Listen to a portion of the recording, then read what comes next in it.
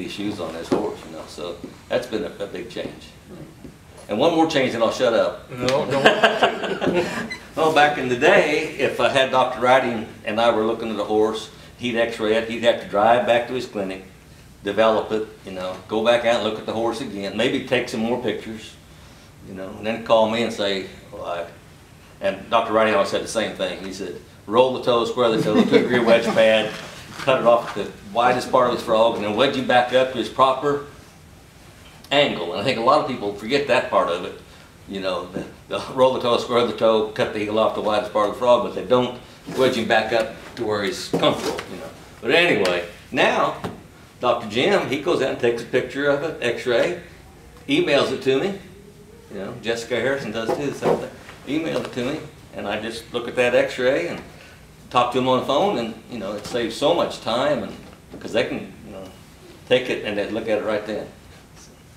Technology. Yeah. I'll shut up for a minute. Craig, got any favorites that you can say really helped you in your horse career? Well, I don't know exactly where I'd start. The first horse that I got that was a good one was the old Rooster's Dawn horse, and we bought him when I was a senior in high school, or maybe it was the year I got out. And then he was the High Point Halter Stallion of the Nation that year. And then I went into the service for a couple of years, and then when I got out, Watch Joe Jack was a baby, and I was working for Warden Dudley at that time. I showed him as a weanling and a yearling, and won a bunch with him, and that's when Howard bought him when he was coming 2-year-old. I broke him when he was coming 2. Then we had the big investment, and I don't know, I've had a bunch of them good horses through the years that, and so every one of them probably taught me a bunch as we went through the years. And back here a year ago, I bought it. I have no idea why, but I bought another stud that's a one-time Pepto horse that he could maybe be the most talented horse that I ever rode. He just, and he's a horse that had fell through the cracks. He'd been in the cow horse deal when he was a young horse, and he'd been through the 3-year-old deal, and he never won a lot. He'd won some, but he'd never got to be a big time horse. Then he just kind of laid around for 7-8 years. Yeah, we was at the World Show. Alex Ross had got a hold of him, and we was down there riding around one afternoon, and he said, you got anybody that might be interested in this one-time Pepto horse? And I thought a minute, and I said, oh, I don't know. And I said, yeah, maybe I do. I said, why don't you go get him and I'll go ride him. Anyway, to make long story short, I went ahead and bought the horse. And we just started having colts out of him here. Well, the first one was born here the other day. But he is probably, he could be the most talented horse I've ever rode. And I've rode a lot of good ones. But for what we're wanting to do with him, he's a good horse. Alfie, you got one that tugs at your heart? Well, I've always got a soft spot for Two-Eyed Jack. Our son rode a horse that we raised by Two-Eyed Jack, and Craig started him, and our son rode him the time he was 3, Craig, 2, yeah, 3. Yeah. And that horse was, you know, you kind of had to learn about him. But he treated our son so good. I mean, he was solid. And we had, I guess, the first AQHA champion that we had, Craig showed for us out of that same mare. Is that right?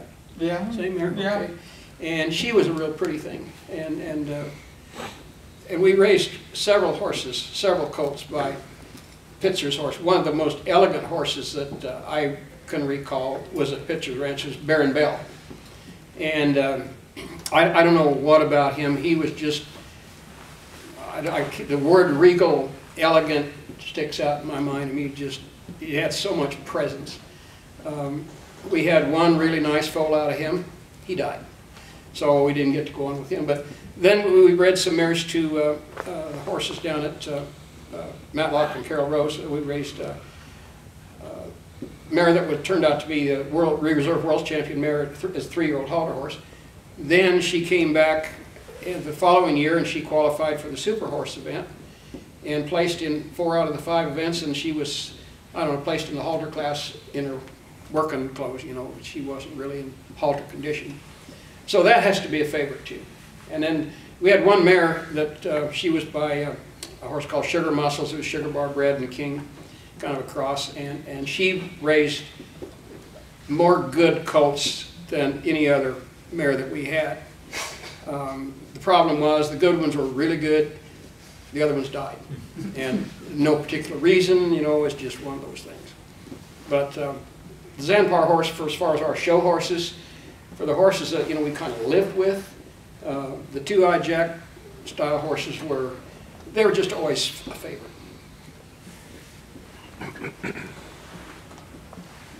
What advice would you guys give to somebody, or how did you make the horse industry profitable for you? If somebody came up to you and said, how can I you know, make a living or make some money in the horse industry, what would you say to a person like that? Or is it possible for an interloper to come in and, unless you've grown up with it and been raised around it, what do you say to somebody as far as the business aspect of the horse world? Anybody want to start that one? I'll start it. Okay. You did a good job. I guess the biggest thing that you got to want to do is you better be able to work. And that's 365 days out of the year, 10, 12 hours a day. And if you ain't willing to do that, then don't even think about it. If you think you want weekends free, you want this or you want that, don't even think about it. That's the biggest thing. If you want to work and work at it, then anybody can go and do it.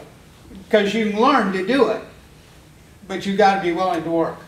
You know, it don't happen overnight, and you'll spend 20 years trying to get there. And I don't care how good you think you are, whatever, it's going to take a long time. And Richard can tell you this too, that you don't learn to shoe one of them things like he does today that he did when he started. Sure.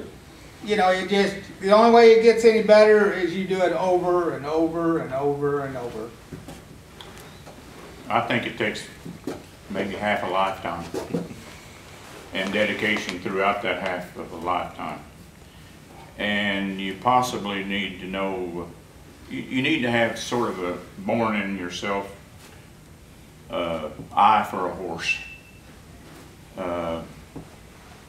And not everyone has that. I've had some really good friends that afforded themselves some nice horses. They bought them. But they never reached any level of profitability or really success in the horse world because it just wasn't there. It's like, I don't care if you're a mechanic or a horseshoer, not all of you are among the best. And in order to be successful, somebody's got to think you are among the best.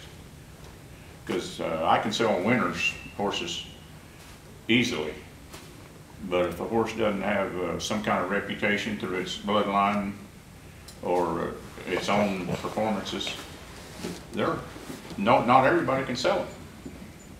And I've been in the horse business, like I said, 61 years. I still get calls and sell horses more now than recent years. This past year was my best year ever. And I sold horses to people far and wide, really.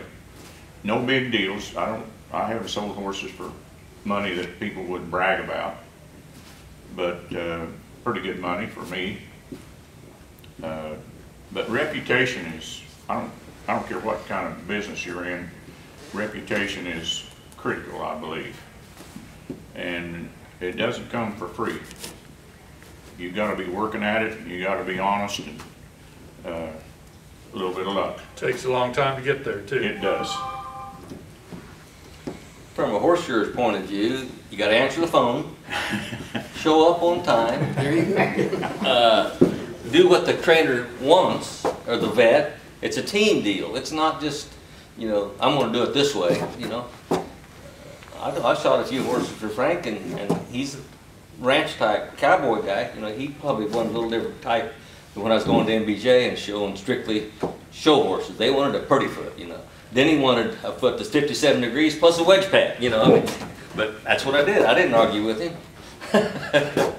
And I wasn't a very good horse shearer to start with, but I kept educating myself and going to clinics. And of course, they didn't have things available 50 years ago like they do now. No videos or anything. But you gotta, you know, work as a team and try harder and be willing to try something different. But the main thing I was known for is a horse shearer that shows up on time. Yeah. Don't do that. Or just The shows same up. day, yeah. I think everybody here has experienced that. Or just shows up. Yeah. I think from a photographer standpoint, I've been out of that for so long that I don't know what it would take. It would be hard for me to be optimistic that you could make your sole living with horse photographs. You know, I was fortunate because I had a farm, and I didn't have to make a living with photography. The photography by itself was profitable, but that wouldn't have